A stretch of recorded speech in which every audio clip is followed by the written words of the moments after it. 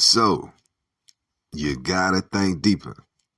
You know, let's talk, man. Let's talk real quick. Let's talk about the Most High's name, the name of the creator of heaven and earth. Now, in America, in the United States, we use the word or the term God to describe the Most High. So most of my life, I really thought that was his name, that God, his name is God, and that was it.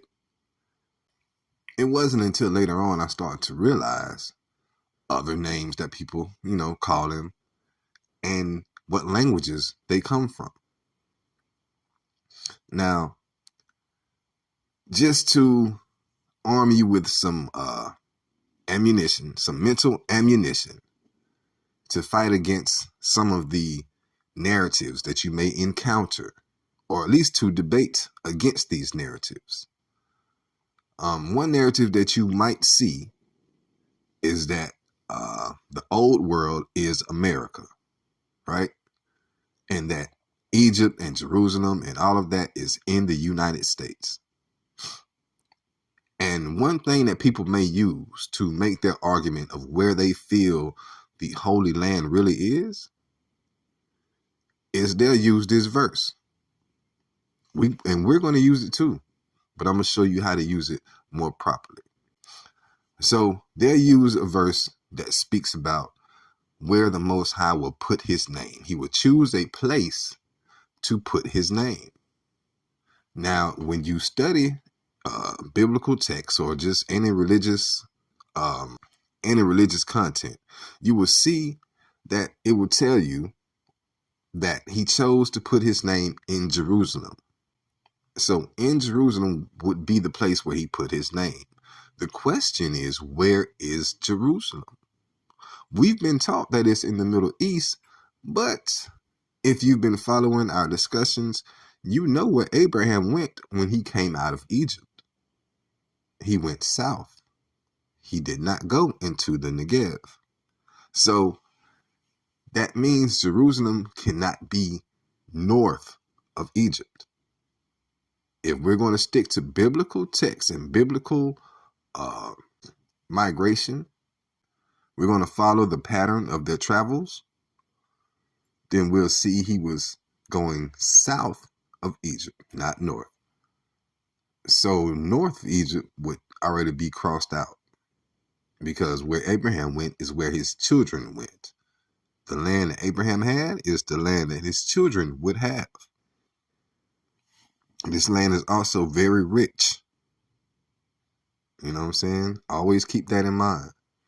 And this land does not need to be healed in the form of there's something wrong with the land, but it needs to be healed in the form of who's running it and who's dominating it and who's oppressing it. It hasn't had any rest. We'll get to that one day, but just think about those things when you're trying to locate this location. Another narrative you'll hear is that Hawaii is a place where God chose to put his name. You'll hear some names like Hawa. And then in turn, Hawa will be placed in Hawaii, and they'll make an argument off of that. So just off of something like that, we're going to have our own arguments, right? Because we argue that the Holy Land is in Africa, because when you come out of Egypt and you go south, you get deeper into the continent.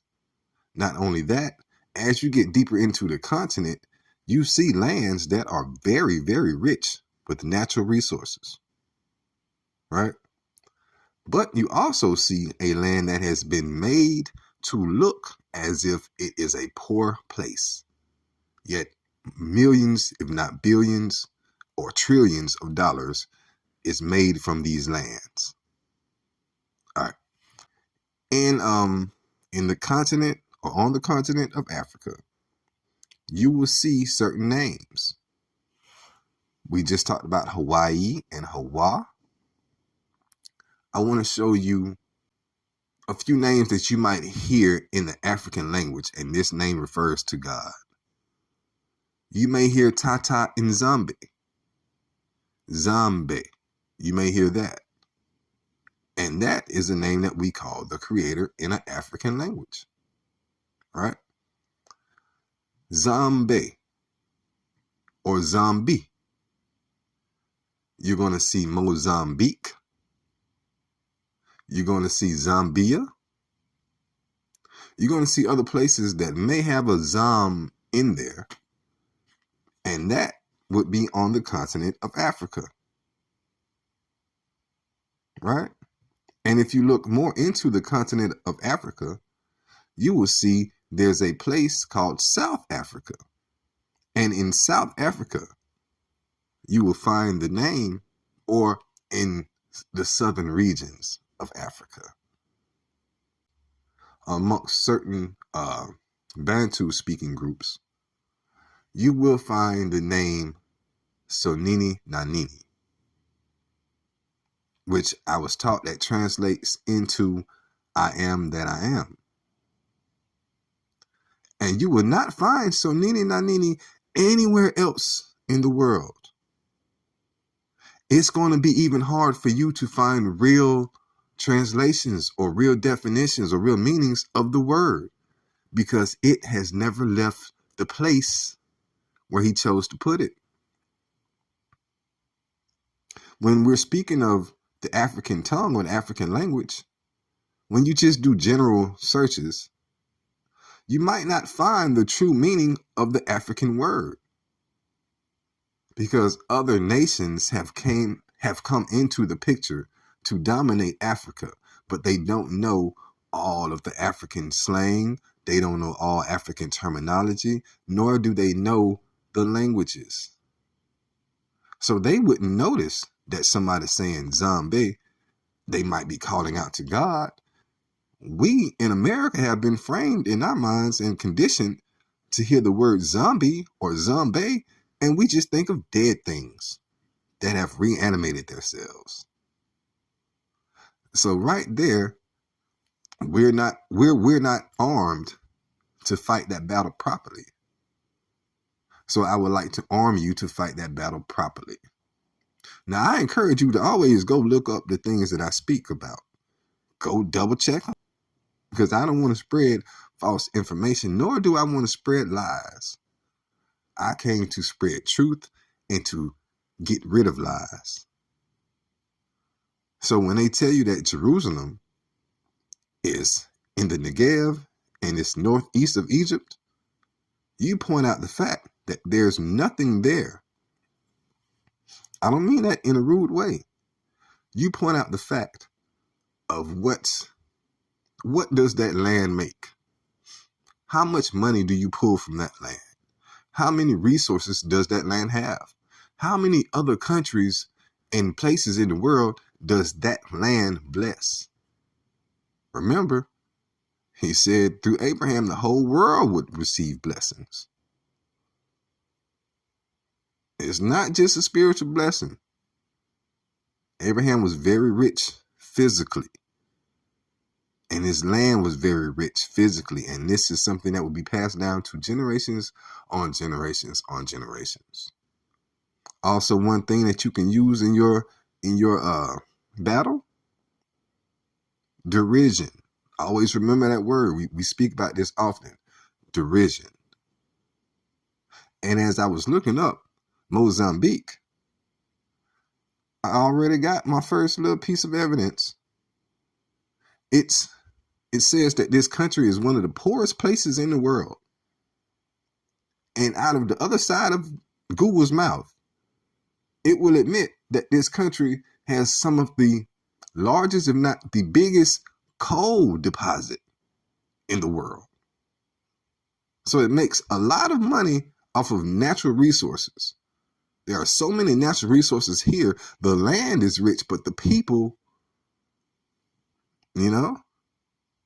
have been placed into, and along with them, the land is placed in there too, because they'll tell you this is a poor place, yet it has so much richness in the ground.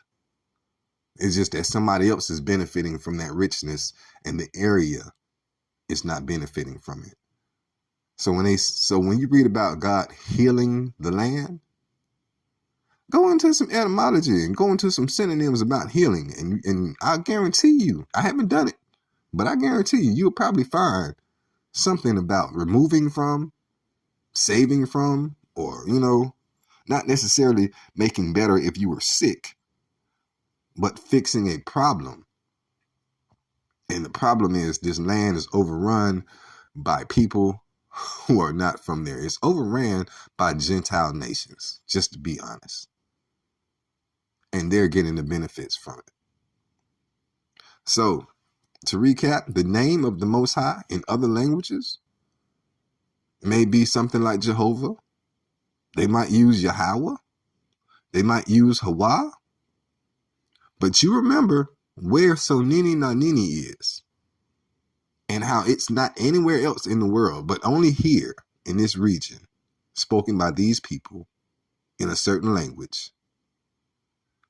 Remember Tata Nzambe and Zambe, and where that is. You'll see that on the continent of Africa. You don't see those words other places. So go through, verify everything, man. Y'all check it out. You know what I'm saying? I'm your man 1DB. I just want to come through and put something in your ear, put something on your heart, make you think about a little something. Until we meet again, you gotta think deeper. I'm out.